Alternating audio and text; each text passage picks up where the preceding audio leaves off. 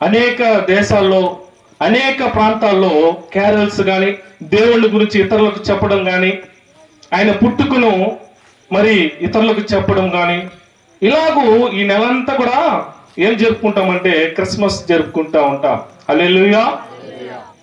దేనికి యేసు ప్రభు వారు ఈ భూమిపైకి రావడం జరిగింది ఎవరికైనా తెలుసా? హల్లెలూయా. లూకా సువార్త 19వ అధ్యాయం 10వ వచనం. యేసుక్రీస్తు ఈ భూమిపైకి ఎందుకు రావడం జరిగింది? ఎందు నిమిత్తము? దేనికోసం? నశించిన దానిని వెతికి రక్షించుటకు మనుష్య కుమారుడు అతనితో చెప్పెను. హల్లెలూయా. హల్లెలూయా. నశించిన దాన్ని వెతికి రక్షించుటకు వెతుకుతూ ఉన్నాడు. ఎవరిని వెతుకుతున్నాడు అంటే నశించిన దానిని. ఎవరైతే పాపంలో ఉన్నారో, ఎవరైతే దేవుణ్ణి విడిచి దూరంగా ఉన్నారో, అనారోగ్యం కలిగిన వ్యక్తికి ఎవరు అవసరమో? అనారోగ్యం ఉన్న వ్యక్తికి మాత్రమే అవసరం. ఎవరు ఆ వ్యక్తి? వైద్యుడు, డాక్టర్. ఆరోగ్యవంతుడికి అవసరం లేదు. అలాగనే యేసుక్రీస్తు కూడా పాపులమైనటువంటి మనలను ఆయన ఏదైతే పుట్టించాడో తన బిడ్డలను రక్షించుటకు ఆయన భూమిపైన వచ్చిన్నాడు. హల్లెలూయా. ఆ రోజునే, ఆ దినాన్నే మనము క్రిస్మస్ రోజుగా జరుపుకుంటూ ఉన్నాం. హల్లెలూయా. ఆ రోజునే మనం క్రిస్మస్ రోజుగా జరుపుకుంటూ ఉన్నాం. కొన్ని వాక్యాలను చెప్పి నేను ముందుకి కొనసాగుతాను. లూకా రాసిన సువార్త 2వ అధ్యాయము 5వ వచనము. లూకా సువార్త 2వ అధ్యాయము 5వ వచనము. యోసేపు దావీదు వంశంలోను గోత్రములోను పుట్టినవాడు కనుక తనకు భార్యగా ప్రదానము చేయబడి గర్భవతి ఉండిన మరియాతో కూడా సంఖ్యలో రాయబడుటకు గలిలయలోని నజరేతు నుండి యూదయలోని బెత్లెహేము అనబడిన దావీదు ఊరికి వెళ్ళెను. హల్లెలూయా. ఇప్పుడు చాలా రోజులుగా చర్చికి వెళ్తూ ఉంటాం, వాక్యాన్ని వింటూ ఉంటాం. మీ అందరికి ఒక ప్రశ్న వేయాలని ఆశపడతా ఉన్నా. యేసుక్రీస్తు ఎక్కడ పుట్టారు? ఏ యొక్క ఊర్లో పుట్టారు? కరెక్టే. ఏ ప్రాంతంలో పుట్టారు? కరెక్టేనా? மாட்டு கொட்டாயில் தான் ஆண்டவர் போன்றாருன்றதுனால கையை தூக்குங்க பார்க்கலாம். தைரியமா தூக்கணும், இல்ல கீழே விட்டுறணும். கொஞ்சம் தூக்கலாமா தூக்கக்கூடாதா, இறக்கலாமா இறக்கக்கூடாதா, சந்தேகமே வேணாம். தூக்கணும் நினைச்சா தூக்கணும். எல்லாம் தூக்கணும் ஒரு வாட்டி. యేసుక్రీస్తు ఆ పశువుల పాకలో పుట్టారు అన్నదానికి నేను తెలుసుకున్నాను అన్నవారు చేతులు ఎత్తండి. హల్లెలూయా. హల్లెలూయా. యేసుక్రీస్తు ఎక్కడ పుట్టి ఉన్నారంటే ఆ కింద వచ్చిన చదవండమ్మా. వారు అక్కడ ఉన్నప్పుడు ప్రసవ దినములు నిండెను కనుక తన తొలిచూలు కుమారుని కని పుత్తి గుడ్డలతో చుట్టి సత్రములో వారికి స్థలము లేనందున ఆయనను పశువుల తొట్టిలో పరుండబెట్టెను. హల్లెలూయా. ఎక్కడ పుట్టాడండి యేసుక్రీస్తు? పశువుల తొట్టిలోనా? సత్రంలోనా? పశువుల పాకలోనా? కాదు. హల్లెలూయా. ఆయన సత్రంలోనూ పుట్టలేదు, తొట్లోనూ పుట్టలేదు. ఆ పశువుల పాకలో కూడా ఆయన జన్మించలేదు. చూడండి, ఆయన క్లారిటీగా రాయబడింది. ఏమి రాయబడిందంటే ఆమె ప్రసవ వేద నిండిన గనుక తన తొలిచూలు కుమారుని కని పుత్తి గుడ్డలతో చుట్టి సత్రంలో వారికి స్థలం లేనందున. చూడండి, ఆల్రెడీ సత్రానికి వెళ్ళక ముందే ఆయన ఏం చేయబడి ఉన్నాడు? పుట్టేసి ఉన్నాడండి. చాలా మందికి ఈ విషయం తెలియ. యేసుక్రీస్తు ఎక్కడ పుట్టాడంటే மாட்டு கொட்டாயில பிறந்தாரு, சத்திரத்துல பிறந்தாரு. கிடையவே கிடையாது. వసన క్లారిటీ சொல்லுது. ఆ యొక్క మార్గం మధ్యలో వాళ్ళు వస్తున్న సమయంలోనే అది ఏం చేయబడిందంటే ప్రసవ వేదన, ప్రసవ దినములకు నిండిపోయింది కనుక ఆమె కుమారుని కనింది. హల్లెలూయా, హల్లెలూయా. చూడండి, ఆదికాండం 1:1 చదవండి. ఆదియందు దేవుడు భూమి ఆకాశములను సృజించెను. హల్లెలూయా. దేవుడు ఆది అందే భూమి ఆకాశములను సృష్టించిన వాడంట. అలాంటి వ్యక్తికి ఎక్కడ చోట్లేదు? సత్రంలో చోట్లేదంట. హల్లెలూయా, హల్లెలూయా. ఈ లోకాన్ని సృష్టించిన వ్యక్తికి ఆయన పుట్టినప్పుడు ఎక్కడ స్థలం లేదు? సత్రంలో స్థలం లేదు. ఇది చాలా ఆశ్చర్యం కదా. ఇది ఆలోచించవలసిన ఒక విషయము. సత్రంలో చోట్లేదు. వాళ్ళు ఎక్కడికి వెళ్తున్నారంటే పశువుల పాకలో. ఆల్రెడీ ఆయన జన్మించేశాడు. జన్మించిన తర్వాత ఆ రోజంతా మనం చూసుకున్నట్లయితే ఆ రోజుల్లో పూర్వకాలంలో అంతా స్కూటర్లు ఉండేవి కాదు. ఉంటాయా? కార్లు లేదు, వాహనాలు లేదు, ఫ్లైట్ లేదు, ఏమి లేదు. నడుచుకుంటూ పోయేవాళ్ళు. అంతే కదా, నడుచుకుంటూ పోయేవాళ్ళు. వాళ్ళ యొక్క వాహనం ఏదంటే ఒంటెలు, గాడిదలు, ఎద్దులు, గుర్రాలే. ఈ గుర్రాలంతా ఒక చోట కట్టబడి వాళ్ళు ఎక్కడ ఉండేవాళ్ళు అంటే సత్రంలో ఉండేవాళ్ళు. మనకి నగిరిలో కూడా ఒక సత్రం ఉంది. నడుచుకుంటూ పోయే వాళ్ళంతా ఎక్కడ ఉంటారు? రాత్రి ఏడ ఉంటారమ్మా? సత్రంలో ఉంటారు. ఆ రోజు ఆడ రాత్రి బస చేసి ఉదయాన్నే లేచి వెళ్తా ఉంటారు. ఆ రోజుల్లో కూడా ప్రయాణం చేస్తున్నప్పుడు ఈ వర్షానికి, గాలికి, ఈ మంచుకి ఎక్కడ ఉండేవాళ్ళు అంటే సత్రంలో ఉండేవాళ్ళు. హల్లెలూయా. వీరి యొక్క వాహనాలంతా ఒక చోట కట్టేసి ఉంటారు. వీరి యొక్క వాహనాలంతా ఎక్కడ కట్టేసి ఉంటారో ఒక చోట కట్టేసి ఉంటారు. ఆ చోట్లోనే, ఆ పశువుల సాలలోనే యేసు ప్రభును ఏం చేశారో పండబెట్టారంట. హల్లెలూయా. ఆ రోజు సత్రంలో స్థలం లేదు, కానీ ఈ రోజు యేసయ్య అంటున్నాడు, నేను నీ యొక్క హృదయంలోనికి వస్తాను, నువ్వు చోటు ఇస్తావా? ఎంతమంది ఇస్తారండి? హల్లెలూయా చెప్తామా? ఆ రోజు సత్రంలో స్థలం లేదు. ఈ రోజు యేసు ప్రభు మన యొక్క హృదయంలోకి పుట్టబోతున్నాడు. మన యొక్క హృదయంలో ఆయన జన్మించబోతున్నాడు. ఆయన జన్మను మనం ఆహ్వానిస్తామా? హల్లెలూయా. చూడండి, మరొక వాక్యాన్ని మనము చదువుకుందాము. దాంట్లోనే కింద 7వ వచనం, 9వ వచనం. ప్రభు దూత వారి యొద్దకు వచ్చి నిలిచెను. ప్రభు మహిమ వారి చుట్టూ ప్రకాశించినందున వారు మిక్కిలి భయపడిరి. అయితే ఆ దూత భయపడకు, ఇదిగో ప్రజలందరికీ కలుగబోవు మహా సంతోషకరమైన సువార్తమానమును నేను మీకు తెలియజేయుచున్నాను. హల్లెలూయా, హల్లెలూయా. ఈ రోజుల్లో చాలా మంది భయపడుతున్నారు. వ్యాధులను గురించి భయపడుతున్నారు. వాళ్ళకున్నటువంటి కష్టాలను చూసి భయపడుతున్నారు. వారు చేసినటువంటి పాపం నిమిత్తమై భయపడుతున్నారు. వారికి ఉన్నటువంటి వ్యాధులను గురించి భయపడుతున్నారు. రకరకాల సమస్యలను బట్టి మనిషి ఏం చేస్తున్నాడంటే భయపడుతూ ఉన్నాడు. ఆ రోజుల్లో కూడా గొర్రెలు కాస్తున్న వారు భయపడతా ఉన్నారు. ఏం జరుగుతాయో, మనం ఎలా ఈరోజు కాలాన్ని గడిపోతున్నామో, ఎన్ని రోజులు ఎలా భయపడాలి, మనము ఇతరులకు ఎలా భయపడి జీవించుతాము ఇన్ని రోజులుగా. వాళ్ళు భయపడుతున్నప్పుడు దేవుని యొక్క దూత దిగి వచ్చి ఏం చెప్తుందంటే, అయితే ఆ దూత భయపడకుడి, ఇదిగో ప్రజలందరికీ కలుగపోవు మహా సంతోషకరమైన సువార్తమానము.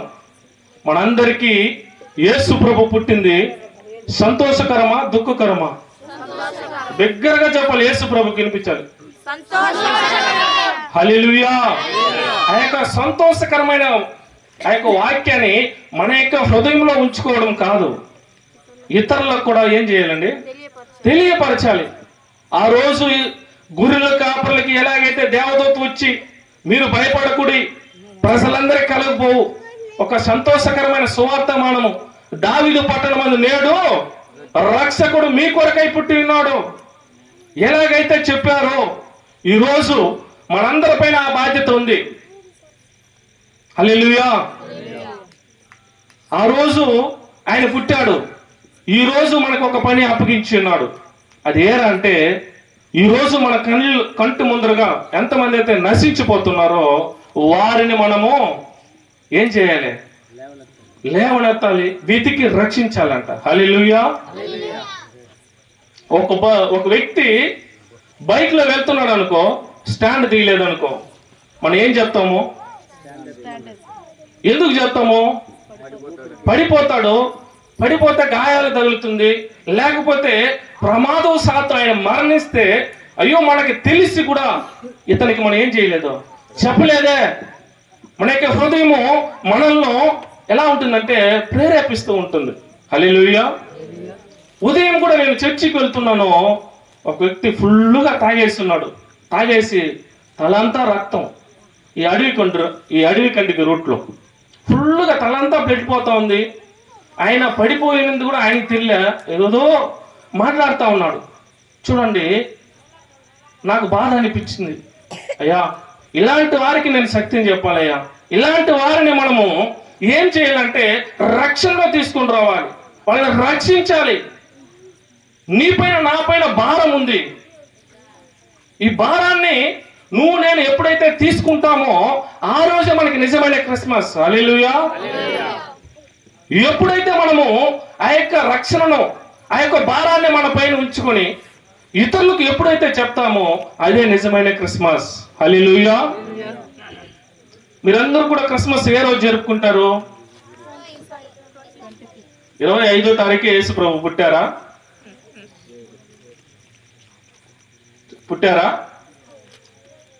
తెలిస్తే తెలుసు అని చెప్పాలి, లేదంటే లేదని చెప్పాలి. క్రీస్తునందు ప్రేమించబడినటువంటి వాళ్ళరా, ఇలాంటి సత్యాన్ని అంతా మనం తెలుసుకుంటేనే ఇతరులకు చెప్పగలుగుతాం. వాళ్ళు అడుగుతారు 25వ తేదీ మీ దేవుడు పుట్టారా అని. ఎందుకంటే ఈ మాటలు చెప్తున్నానంటే ఇవన్నీ మనం సత్యాన్ని తెలుసుకోవాలి. ఒకటేమో ఆయన ఒక విషయం తెలుసుకున్నాం ఈరోజు, ఎన్నో రోజులుగా మనకు ఒక డౌట్, పశువుల పాకలో పుట్టలేదు. రెండవదిగా ఆయన 25వ తారీఖే ఏం చేయబడలేదు, పుట్టలేదు. పెద్దలు ఏ రోజు పడితే ఆ రోజు వాళ్ళు జరుపుకుంటా ఉంటే శాస్త్రవేత్తలు, జ్ఞానులు ఆ 25వ తారీఖున వాళ్ళు ఏం చేశారంటే నిర్ణయించుకుని ఆ రోజు దేవుణ్ణి ఆరాధించారు. హల్లెలూయా. చూడండి, ఈ రోజు మన క్రిస్మస్ ఎప్పుడంటే యేసు ప్రభుని నువ్వు ఎప్పుడైతే హృదయంలో పిలుచుకుంటావో ఆ రోజంతా క్రిస్మస్. హల్లెలూయా. ఏ రోజంతా నువ్వు యేసయ్యను పిలుస్తూ ఆరాధిస్తూ ఆయన మహిమపరుస్తూ ఉంటావో ఆ రోజంతా క్రిస్మస్. హల్లెలూయా. 25వ తారీఖు మాత్రం చేసుకున్న వాళ్ళు ఎలాంటి వాళ్ళు అంటే పండగలకి క్రైస్తవులు. హల్లెలూయా. 25వ తారీఖు మాత్రం చేసుకున్న వాళ్ళు ఎవరంటే పండగల క్రైస్తవులు. హల్లెలూయా. ఆ రోజు మాత్రం వాళ్ళు ఆలయానికి వస్తారు, రాని వాళ్ళు వస్తారు. వాళ్ళకి తెలిసిందంట పిండి పలహారాలు ఇవి చేసి వాళ్ళు ఏం చేస్తారంటే క్రిస్మస్ వేడుకను జరుపుకుంటారు. నిజమైన దేవుడు పుట్టాడు కాబట్టి ఆయనకి నిజమైన క్రిస్మస్, ఆయనకి బర్త్డే. మన ఇంట్లో ఏం చేస్తామంటే మనం జరుపుకుంటాం, అది కాదు క్రిస్మస్. లేని వాళ్ళకి నువ్వు ఇవ్వాలి. క్రిస్మస్ అంటే ఎంతో మంది అనాథలు ఉంటారు, అనాథాశ్రమంలో ఉంటారు. నీ వంతు అయినంత వాళ్ళకి ఏం చేయాలంటే ఒక దుస్తులు కొని ఇవ్వడం, ఒక బెడ్షీట్ కొని ఇవ్వడం. ఎంతో మంది ఈ బస్ స్టాండ్లో అనాథ పిల్లలు ఉన్నారు, హాస్టల్లో చదువుకుంటూ తల్లిదండ్రులు లేని పిల్లలు ఉన్నారు. వారి యొక్క జీవితము మరి కన్నీళ్లతో గడుపుతా ఉన్నారు. వారికి ఒక పూట మంచిగా మనం ఏం చేయాలంటే మంచి ఆహారం పెట్టాలి. అదే నిజమైన క్రిస్మస్. మనం జరుపుకోవడం కాదు, మనము జరుపుకోవాలి, ఇతరులను సువార్తను చెప్పాలి, వాళ్ళకు మన వంతు సహాయం మనము చెయ్యాలి. ఇదే నిజమైన క్రిస్మస్. హల్లెలూయా. మరో వాక్యాన్ని చూద్దాము.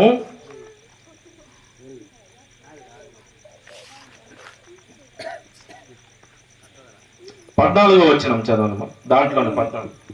సర్వోన్నతమైన స్థలములలో దేవునికి మహిమయు ఆయనకిష్టులైన మనుషులకు భూమి మీద సమాధానమును కలుగును గాక అని దేవుని స్తోత్రము చేయుచుండెను. హల్లెలూయా. సర్వోన్నతమైన స్థలములో దేవునికి మహిమ, ఆయనకి ఇష్టులైన మనుషులకు భూమి మీద సమాధానము కలుగును గాక అని దేవుని స్తోత్రము చేయుచుండెను. హల్లెలూయా. సర్వోన్నతమైన స్థలములలో ఆయన ఏ స్థలంలోనైనా ఉంటారు, ఏ ప్రదేశంలోనైనా ఉంటారు. సర్వోన్నతమైన స్థలం అంటే దానికి మించిన ప్రదేశం లేదు. హల్లెలూయా. హల్లెలూయా. దానికి మించిన స్థలం అంటూ లేదు. ఆయన స్థలములో దేవునికి మహిమ కలుగును గాక. ఆయనకి మహిమ కలగాలంటే మనం ఏం చేయాలంటే ఆయనకి ఇష్టలుగా ఉండాలి. ఇష్టలైన బిడ్డలనే ఆయన ఏం చేస్తాడంటే ఆయన మహింపరుస్తాడు. హల్లెలూయా. మనం ఇష్టంగా జీవిస్తున్నామా? ఒకసారి మనల్ని మనము ప్రశ్న వేసుకోవాలి. మనల్ని మనము జవాబుగా మనం వేసుకోవాలి, ప్రశ్నగా వేసుకోవాలి. మనకు ఆయనకి ఇష్టలుగా ఉన్నామా? ఆయన కలిగి జీవిస్తున్నామా? భూమి మీద మనకు సమాధానం ఉందా? మొదటగా ఆయనకి ఇష్టలుగా ఉండాలి. రెండోది ఆయన ఏం మనకిస్తాడంటే సమాధానాన్ని ఇస్తాడు. హల్లెలూయా. హల్లెలూయా. ఫస్ట్ మనం ఆయనకి ఇష్టలుగా ఉండాలి. తల్లిదండ్రులు ఏం చేస్తూ ఉంటారంటే సహజంగా కుమారుడు ఉంటాడు, 2 కుమారులు ఉంటారు. మన మాట వినేవాడికి మాత్రం మనము ఏది అడిగినా కొనిస్తాం. అవునా కాదా? అవునా కదా? మన మాట వినను వాడికి మన చేతిలో డబ్బులు ఉన్నా కూడా వాడికి కొనిస్తామా? కొని ఇవ్వం. ఎందుకు అంటే ఇష్టమైన కుమారుడికి మాత్రమే మనం కొనిస్తాం. ఏది అడిగినా మనం కొనిస్తాం, కానీ ఇష్టం లేని కుమారుడికి మనం ఏది డబ్బులే ఉన్నా కూడా మనం కొనియం. ఎందుకు ఈ మాటలు చెప్తున్నామంటే మనము ఆయనకి ఇష్టంగా జీవించాలి. ఆయనకు మనం ఇష్టంగా జీవించినప్పుడు మనకు సమాధానాన్ని దయచేస్తాడు. హల్లెలూయా. ఈ క్రిస్మస్ రోజుల్లో, ఈ క్రిస్మస్ దినాలలో, ఈ డిసెంబర్ నెలలో మనం ఉంటున్నాం. ఈ నెల దేవుడు ఈ రోజు మీకు అందరికి చెప్తున్నది ఏమంటే మీరు ఆయనకి ఇష్టలుగా ఉండాలి, ఆయన మీకు సమాధానాన్ని దయచేసే దేవుడుగా ఉంటున్నాడు. హల్లెలూయా. బిగ్గరగా చప్పట్లు తట్టి, బిగ్గరగా చప్పట్లు తట్టి. సమాధానం ఇచ్చే దేవుడు ఆయన.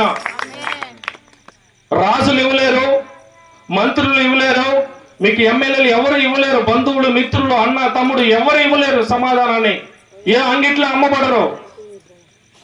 నీకు సమాధానం కావాలంటే ఆయనకి ఇష్టలుగా జీవించాలి. ఆయన మాత్రమే నీకు సమాధానాన్ని ఇస్తాడు. హల్లెలూయా. ఇన్ని రోజులు నువ్వు ఎక్కడెక్కడో వెళ్ళావేమో, సమాధానం లేదు నా ఇంట్లో సంతోషం లేదు, నా ఇంట్లో ఈ యొక్క బాధ ఎప్పుడు పోతాదో తెలియదు, నాకున్నటువంటి వ్యాధి ఎప్పుడు పోతుందో తెలియదని సమాధానం లేకుండా, ఒక ఐక్యత లేకుండా జీవించావేమో. ఈరోజు దేవుడు సూటిగా నీతో మాట్లాడుతున్నాడు. నువ్వు దేవునికి ఇష్టలై జీవించు, నీకు సమాధానాన్ని దయచేస్తాడు. హల్లెలూయా. హల్లెలూయా. మరొక వాక్యాన్ని చదివి నేను ముగిస్తాను.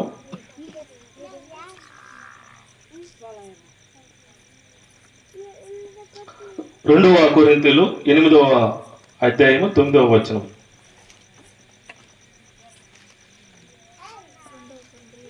రెండవ కొరింథీయులు 8వ అధ్యాయము 9వ వచనం. మీరు మన ప్రభు అయిన యేసుక్రీస్తుకు కృపను ఎరుగుదురు కదా, ఆయన ఆయన ధనవంతుడై ఉండి మీరు తన దారిద్ర్యము వలన ధనవంతులు కావాలనని మీ నిమిత్తము దరిద్రుడాయెను. హల్లెలూయా హల్లెలూయా. ఆయన ఏం చేస్తా ఉన్నాడంటే మన నిమిత్తము దరిద్రుడు అవుతున్నాడు. చదివినటువంటి వాక్యానికి దీనికి సంబంధం ఉంది. ఎందుకంటే ఆయన రాజులకు రాజు, ప్రభులకు ప్రభు. ఆయన జన్మించాలంటే ఎక్కడ జన్మించవచ్చు అంటే రాజు భవనంలో జన్మించి ఉండొచ్చు. అవునా కాదా? ఆది కాండంలో 1:1 చదివినట్టు ఆది అందు భూమి ఆకాశంలో సృష్టించిన వాడు ఆయన పుట్టాలి అనుకుంటే పెద్ద భవనంలో, రాజు భవనంలో, కోటలో, ఎవరు మరి పుట్టినటువంటి స్థలంలో ఆయన పుట్టిండొచ్చు. ఎందుకు ఆ యొక్క పశువుల పాకలో పుట్టాడంటే తన్ను తాను తగ్గించుకున్నాడు. హల్లెలూయా. తన్ను తాను రిక్తునుగా చేసుకున్నాడు. ఆ భవనంలో పుట్టుంటే మనం అందరం వెళ్ళి చూసేవాళ్ళమా? ఆ రోజుల్లో వెళ్ళి చూసేవాళ్ళ? చూసి ఉండలేరు. సామాజిక ప్రజలు కూడా ఏం చేశారంటే ఆయన పుట్టుక వార్తను విని జ్ఞానులే కాక ఆడున్న ప్రజలు కూడా వెళ్ళి ఏం చేశారంటే ఆయనను చూసే అవకాశం కల్పించారు. హల్లెలూయా. ఆయన ధనవంతుడు, కోటేశ్వరుడు, అవన్నీ వదులుకొని కూడా మన కోసం ఏం చేశారంటే దరిద్రుడు అయ్యాడు. ఏమయ్యాడు? దరిద్రుడుగా ఈ లోకానికి జీవించాడు, పుట్టాడు. ఈరోజు మనల్ని ధనవంతులు చేయటం కోసం, మనల్ని ఐశ్వర్యవంతులుగా చేయటం కోసం, మనల్ని హెచ్చించడం కోసం ఆయన తన్ను తాను తగ్గించుకొని ఏం చేశాడంటే ఈ భూమి పైన పుట్టాడండి. హల్లెలూయా. అందువల్లే ఆయన ఆ పశువుల పాకంలో ఎంచుకున్నాడు. ఎవరైతే చెప్పారో, జకరియా ప్రవక్త చెప్పాడు, యెషయా ప్రవక్త చెప్పాడు, మీకోసము మీ పాపల నిమిత్తము కన్నిక గర్భవతి కుమారుని కంటది, ఆయనే మన పాపలన్నిటి మోసుకొని పోయే గొర్రె పిల్లని కూడా చెప్పిన్నాడు. ఆయనే పుట్టాలి, మన కోసం మరణించాలి, తిరిగి 3వ దినమున లేవాలి. చూడండి, అందరికీ 2 ఉంటాయి.